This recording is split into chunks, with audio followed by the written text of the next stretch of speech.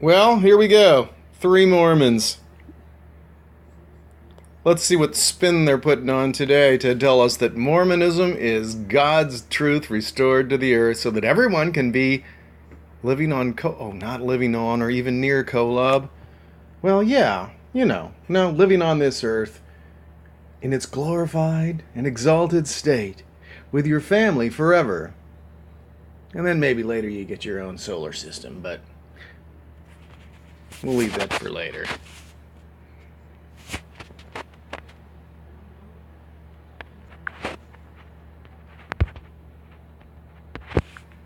Responding to comments. You guys, Part 3?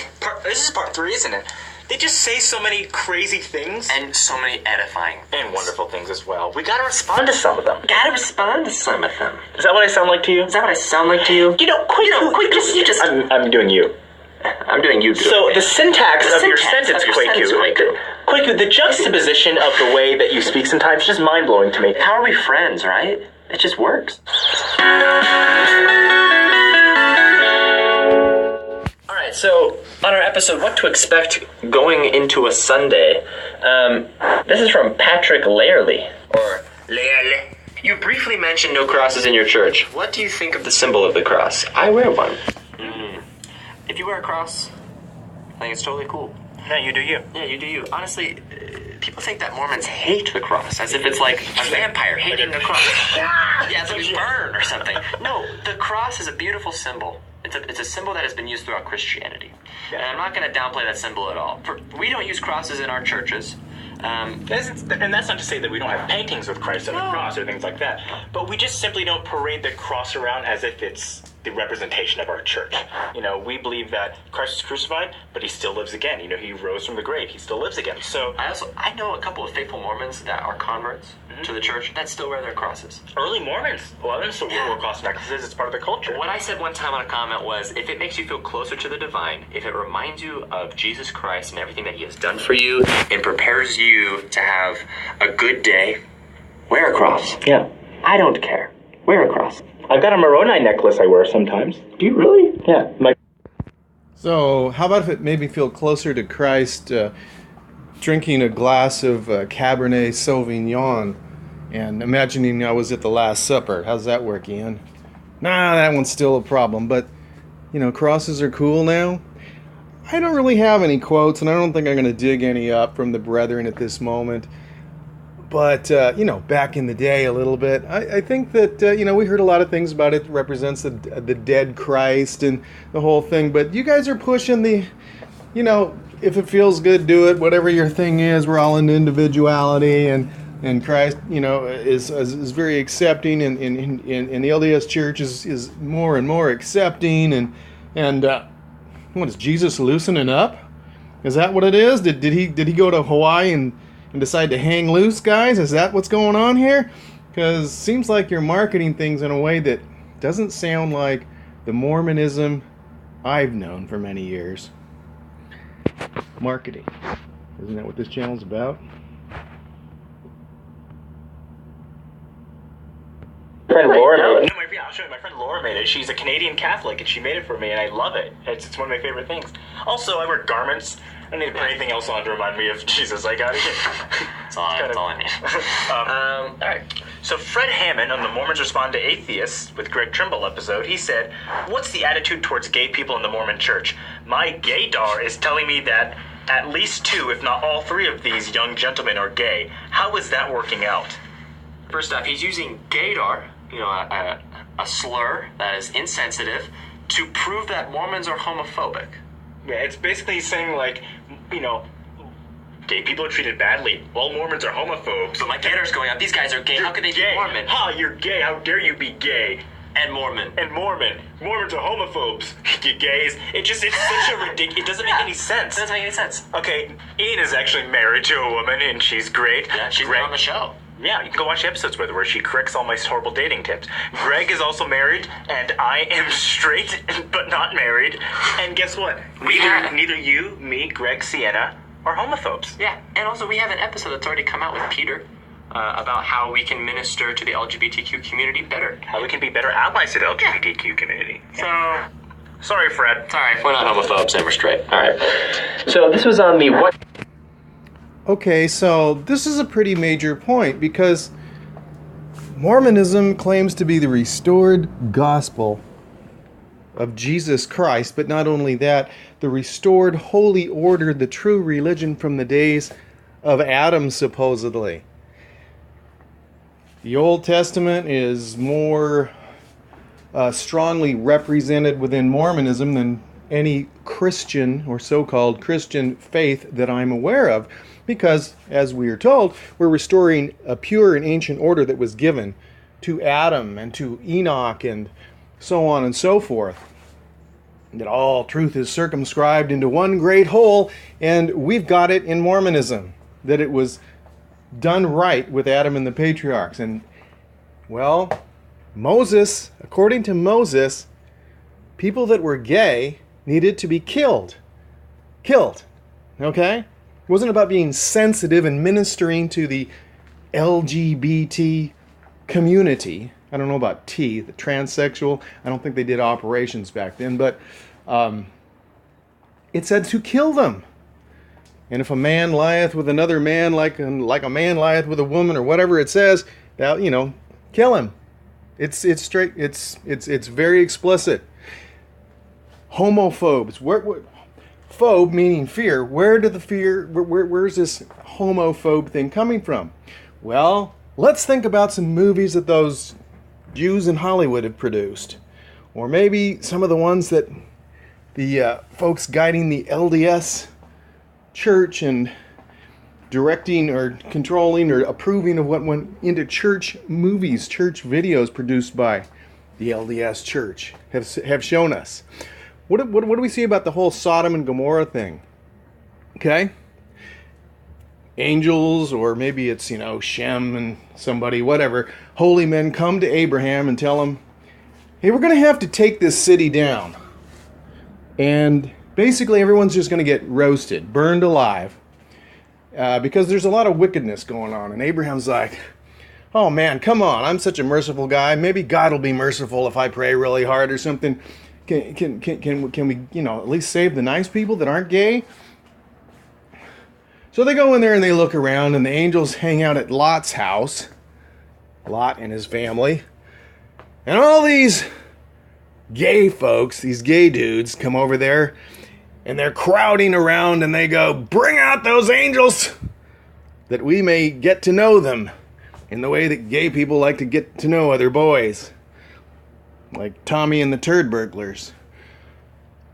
And Lot's like, no way, man. And according to the King James Version, he's like, well, you can have my daughters and see if you can have any fun with them. And Joseph Smith's translation's a little bit different there. And Joseph Smith changes it, says that, no, I don't want you to rape my daughters either. But the whole thing, the whole phobia thing there, that whole movie, is focusing on how evil these people are. And not only are they gay, but they're gay rapists. And they want to rape angels. Okay? And so the angels cast a spell on them and make them all blind, and then they all go, grope each other in the dark or something.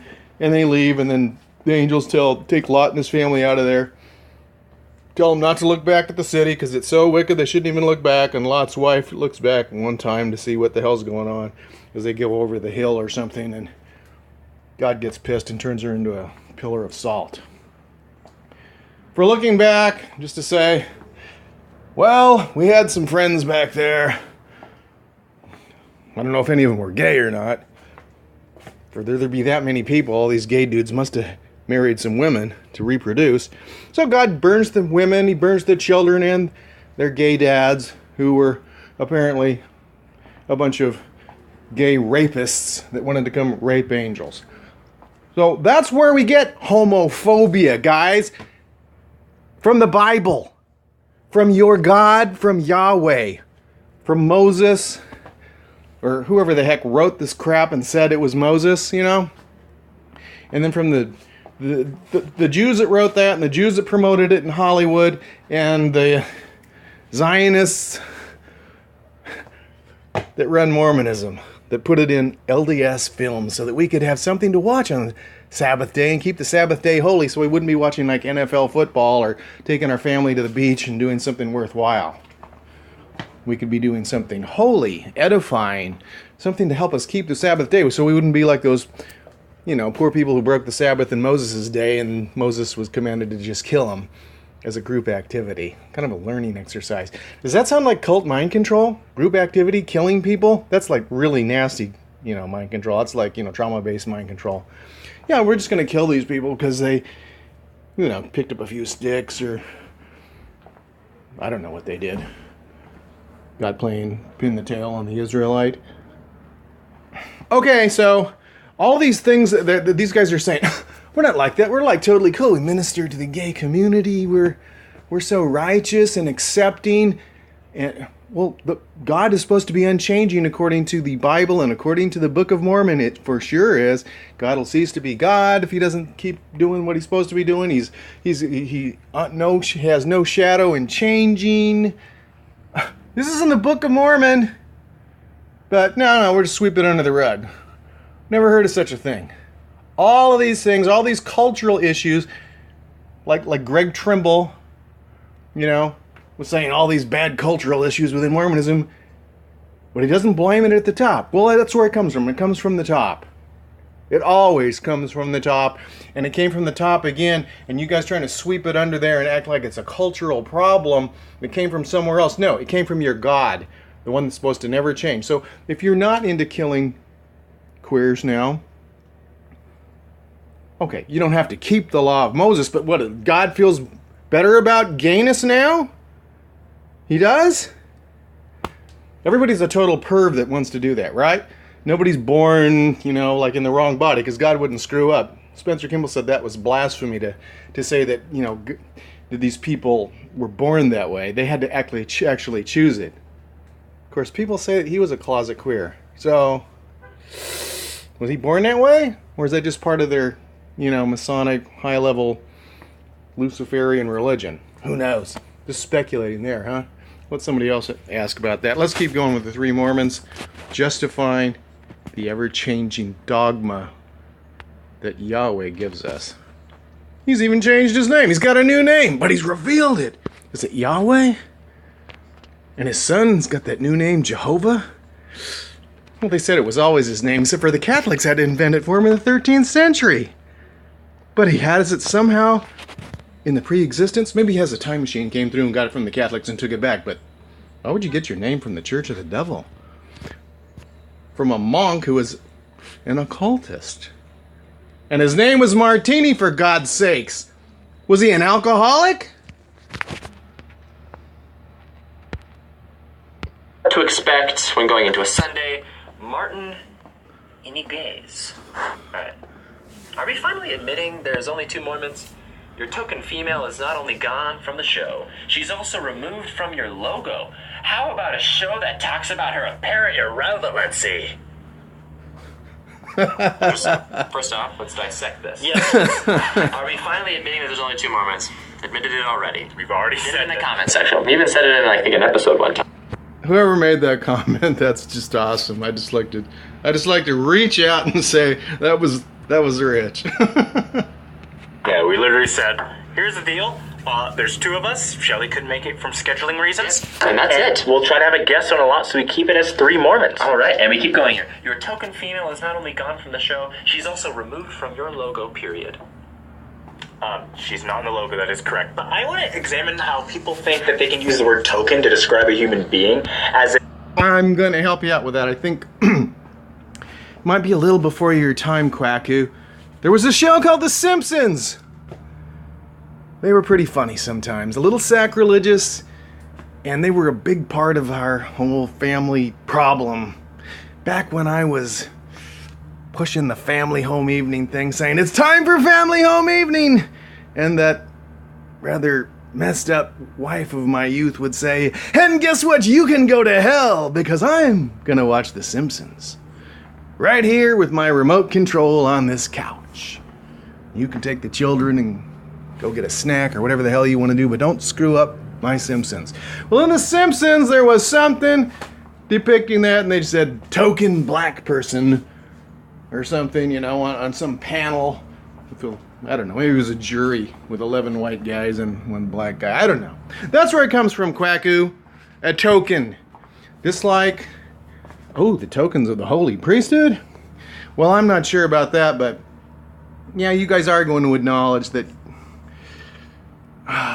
this show really does try awfully hard to look politically correct. The whole blacks and whites are mixing up together and everybody's represented. The way the LDS Church does it in so much, of their so many publications, so many photos that we might see on LDS.org. They've always got token black people in them, because the percentage of black people in the United States, at least in the church, or from any ward or branch that I've ever been to, is like, it's a rarity. I think you probably find syphilis more often. But in the pictures, oh no, everything is just a big racial blend. We're all one big human family and everybody wants to be Mormon. We portray things the way they want the world to visualize them, but not as they are. Same thing we see on television commercials all the time. That are always portraying tons of interracial marriage and, 30% of the people are gay or mixed race couples on like HGTV, every realtor or something. I mean, you're like, wait a minute. Aren't they like 5% of the population, not like half the people? Anyway, let's keep going. If all Shelley had to offer was that she's a woman, that's all this guy could see. He could only see that she's a woman. Well, you do know that Three Mormons is a PR stunt that has to include a black, a white, and a woman in order to make sure that the church is fully diverse. Yes, because... Okay, so they actually acknowledge that. Why? Well, because it's true, and this is the one of the techniques. In fact, Jonathan Streeter was just talking about that on another episode that these guys did. Throwing something out there, and then acknowledging it, and then they'll mock it or something, so that it's like it goes away. We've acknowledged it, we've dealt with it, that's all BS. All these Mormon apologists, they're always saying that, somebody brings up the Kinderhook plates. Oh, that's just crap that's been dealt with. Has it? Oh, the Book of Abraham. Oh, that's been dealt with. Dealt with? It's a complete and total proven fraud. Good God. It's been dealt with? Yeah, we dealt with it, says the church. We decided Joseph Smith didn't really translate it. It wasn't really written by the hand of Abraham, and we'll just forget the part that means he's lying about that, and we'll just say he got inspired to write this. And then we just won't deal with the fact that it's full of false information, anachronisms, linguistic anachronisms, historical anachronisms, falsely translated words, basically all kinds of crap that a inspired person or someone even with just a basic clue wouldn't put in there? Yeah, it's been dealt with. Classic technique. They do it in the media all the time, too. Mind control. Marketing. Do they write their own stuff? Or do they get some help? There's nothing else to me than being black. There's nothing else to being Shelley than being a woman. That's it. Yeah, and not her experience blogging, not my experience. And that's a good point, too. Now, according to the God of the Old Testament, a woman is there to get, directed in everything to do to be completely submissive, as the Apostle Paul also tells us. And the Apostle Paul basically summarizes what's already been in the New Testament, in the Old Testament telling us. The Apostle Paul basically, he tells us, was this in like 1 Timothy? The one he says where, not the one where he says let women keep silence in the church, but the other one where he basically says them to keep their mouth shut too, they're not worth listening to. But what he says, you want to talk about misogynist, just a woman, yeah. Living, loving, she's just a woman. Led Zepp 2. What were they talking about? Were they reading the Bible? Normally those guys are pretty good. Maybe they're making a mockery of it. So what the Apostle Paul says is appalling. That was a good one, huh? It is appalling because we're taught, oh, forget this whole original sin thing, okay? Well, okay, maybe it's just a, Mormon theology in the Articles of Faith says, forget that, sweep that original sin thing in there. We believe that men and women, I suppose, will be accountable for their own sins and not Adam's transgression, which was basically Eve's transgression. Adam just wanted to keep all his father's commandments and have sex that night too. And she was going to leave him, and he was going to be the lone man in the Garden of Eden, and that wasn't going to work too well. So, Paul says, well, Eve was the one who screwed up and was deceived, not the man.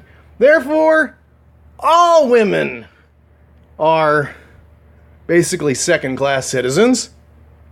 Even though, according to the temple thing, basically men, your whole plan of salvation depended on Eve recognizing, that Lucifer was telling her the truth. That they could have never had seed and never progressed if they hadn't disobeyed. So they partook of the fruit and then fell upward. Sort of. But no, Paul says, all you women, you need to be in subjection because Eve actually screwed everything up, which, like I said, contradicts Mormon theology, by being deceived and partook of the fruit. She wasn't deceived. She figured out that was how they were going to progress. And Lucifer told them this is what you needed to do. And he also taught them first principles of modesty because God just had them, walking around in the garden naked.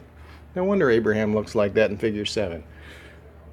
I mean, Abraham, the book of Abraham, Elohim does that. He's a weird dude. Anyway, so what does he say? You women, you're second rate. Eve was deceived, not Adam. And so we're throwing this original sin of Eve on all you women. So just shut up and obey your husbands. What you need to do, get in the bedroom, say yes, and have some babies. It actually says, the women will be saved through childbearing. Hey, having children is wonderful. It is. But the way this is said is, shut your mouth. In 1 Corinthians, chapter 14, don't talk in church. Timothy, you want to get to heaven? Spread your legs. That's all you're good for. Shut up and do whatever your husband says, whenever he says it, and that's how you'll be saved, through childbearing. You don't have anything worth saying. You're all second rate because of Eve. That's what it... Read it!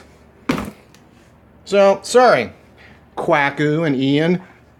This attitude, once again, comes from the Jewish Bible and the Roman Bible. You are not progressive. Your God isn't. And if he does, then he's changing. So he ceases to be God and defies his own definition. And is a liar, like he always has been. She's the token woman. She's the token woman. Anyway, and so this idea that we removed her from the logo because of her apparent irrelevancy, no. She's no longer in the logo because she's no longer on the show. It's kind of like how someone's no longer playing for the Yankees, so they're going to wear a different jersey now, okay? It's not because we don't like them. Yeah, it's because she chose not to be on the show anymore. That's it. How dare, someone change things when changes have happened? How dare you adjust your show for the changes of the show? Who knew you could do that? I had no idea. Well, and so the church is adjusting its doctrine like they've adjusted the image of God and the rhetoric from God, supposedly. Of course, we get our doctrine through what? A board of directors, basically controlled by the majority stockholders of the corporate enterprise. That's how boards of directors are basically told what their policies need to be, and their policies are the word of God in the church. In a 501c3 corporation, that's the way it goes. That's the way they roll, and that's God's word, is whoever holds the votes. Those who hold the preferred shares and those who hold the most votes because of preferred shares and, the rest of the majority of the stock holdings, however it adds up. Has nothing to do with any deity in the clouds or the sky or in the vicinity of Kolob. Things do get adjusted, guys. That's why we know we have an anthropomorphic God. He has changed. He continues to change according to social pressure and according to what gets determined or caused to be considered politically correct, which somehow manages to be done by those who seem to vote as a block as majority stockholders in lots and lots of companies, because even the cities, counties, states, pension funds, and national government are actually privately owned companies. And if that sounds weird, read the comprehensive annual financial reports they publish. It's not theory, it's fact. I'm out. Thanks for listening.